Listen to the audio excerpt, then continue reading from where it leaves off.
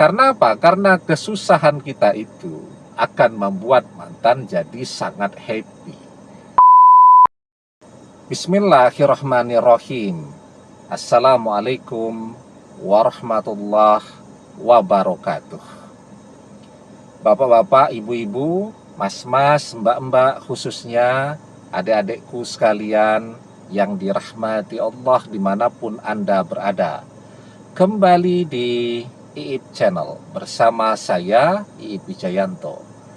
Kali ini kita akan membahas tema 2 sebab mantan masih terus nempel, memata-matai. Ya. Nah, jadi sebenarnya tanpa kita sadari, mantan itu masih terus tuh memata-matai kita. Tanda-tandanya tentu yang pertama di media sosial ya.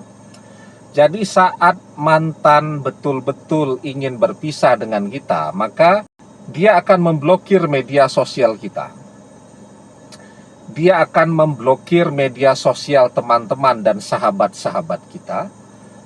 Dan teman-teman, sahabat-sahabatnya mantan juga akan memblokir media sosial kita. Nah, jadi itu ketika mantan betul-betul ingin melupakan kita ya.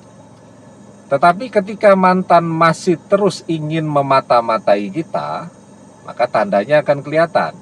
Di media sosial mantan memang memblokir media sosial kita. Tetapi teman-teman dan sahabat-sahabatnya enggak.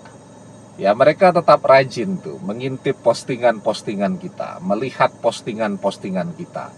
Begitu juga dengan teman-teman dan sahabat-sahabat kita, itu juga tidak diblokir oleh mantan ya. Jadi mereka tetap berteman di media sosial, juga berteman di dunia nyata dengan mantan. Nah, pertanyaannya, buat apa mantan masih terus memata-matai kita? Yang pertama, tentu yang paling membahagiakan karena diam-diam mantan masih mencintai. Mantan masih menginginkan untuk kembali bersama kita lagi. Maka itu kenapa mantan harus terus memata-matai. Dia berusaha untuk memantau terus ya setiap perkembangan dalam hidup kita, siapa saja yang sekarang dekat dengan kita, dan seterusnya. Nah, dan mantan ngerti betul tuh cara kita menggunakan media sosial ya. Misal kita ini tidak pernah memposting tentang kehidupan pribadi kita, tentang pekerjaan kita, hobi kita di media sosial. Ya. Nah, apa yang kita posting ya? Kita memposting sesuatu yang bermanfaat, yang berkaitan dengan ilmu pengetahuan kita, skill kita. Tapi tidak yang berkaitan dengan hobi, pekerjaan, dan kehidupan pribadi. Itu jadi rahasia kita. Mantan tahu persis. Nah, karena itu kalau cuman mantan pasang mata-mata teman-teman dan sahabat-sahabatnya yang masih terus berteman dengan kita di media sosial, maka dia tidak akan mendapatkan informasi apapun tentang kita. Nah, maka mantan juga berteman, bersahabat dengan sahabat-sahabat kita di dunia nyata. Jadi mantan ketemu dengan mereka, ngobrol, berkomunikasi, jalan-jalan, makan-makan, nonton ke bioskop bareng, belanja-belanja, dan seterusnya. Tujuannya apa? Ya tujuannya untuk mendapatkan informasi sebanyak mungkin tentang kita, karena mantan masih mencintai, mantan masih ingin kembali bersama kita lagi.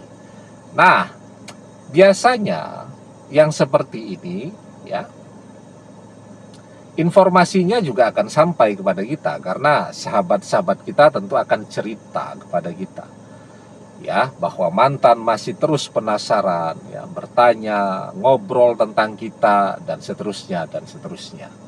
Dan itu kan adalah tanda cinta ya, karena ketika mantan masih mencintai, maka dia akan terus membicarakan orang yang ia cintai. Man ahabba say'an aksaru zikrihi. Barang siapa yang mencintai seseorang, pastilah ia akan selalu menyebut-nyebut orang yang ia cintai. Nah, jadi topiknya biasanya mantan akan selalu tanya tuh, apakah ada orang yang mendekati kita. Itu, ya. Yang kedua, kenapa mantan masih terus memata-matai?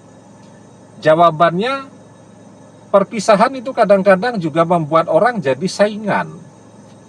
Ya, jadi saingan tuh. Dan ketika orang bersaing, maka kalau saingannya itu susah, dia happy. Ya, jadi perpisahan itu kadang-kadang memunculkan yang namanya penyakit dengki di dalam hati. Mantan menganggap kita sebagai saingannya. Kalau kita lebih hebat dari dia, dia jengkel. Ya. Tetapi ketika dia tahu setelah perpisahan itu membuat kita jadi susah, dia bahagia. Nah, mantan yang seperti ini biasanya mantan yang sudah punya orang ketiga, tapi dia tetap menjaga kedekatannya dengan teman-teman dan sahabat-sahabat kita. Teman-teman dan sahabat-sahabatnya juga terus menjaga kedekatan dengan kita. Tujuannya ya untuk mencari informasi apa yang terjadi dalam kehidupan kita. Maka pertanyaannya, topiknya biasanya selalu tanya, kita kerja atau nganggur pada saat ini? Dia tanya kepada teman-teman atau sahabat-sahabat kita. Sahabat-sahabatnya pun biasanya kalau ketemu kita, pertanyaannya sekarang kerja di mana? Apa aktivitasnya sekarang? Kesibukannya apa? Selalu itu. Nah, itu artinya mantan menganggap kita sebagai saingan, dan di sana mantan bersama orang ketiga. Ya. Nah, kalau yang seperti ini ya kita harus sangat selektif ya di dalam menceritakan tentang kehidupan pribadi kita, termasuk juga kepada sahabat-sahabat terbaik kita ya, karena jangan-jangan nanti mereka ini bocor ya, cerita-cerita kepada mantan kalau sekarang kita sedang nganggur dan seterusnya ya. Karena apa? Karena kesusahan kita itu akan membuat mantan jadi sangat happy ya, sementara kalau kita bahagia itu akan membuat mantan menderita. Nah, maka kalau kita mau cerita kepada sahabat-sahabat kita, kalau keadaannya seperti ini, juga kalau sahabat-sahabatnya mantan tanya tentang kita, ya ceritakan yang baik-baik saja, yang sukses-sukses, yang bahagia-bahagia saja. Ya, karena ketika mantan melihat kita bahagia, itu yang akan membuat mantan menjadi amat sangat menderita. Intam saskum hasanatun tasuhum wa intusibkum syai'atu yafrahu biha. Jika kamu mendapatkan kebaikan, maka mereka akan bersedih hati.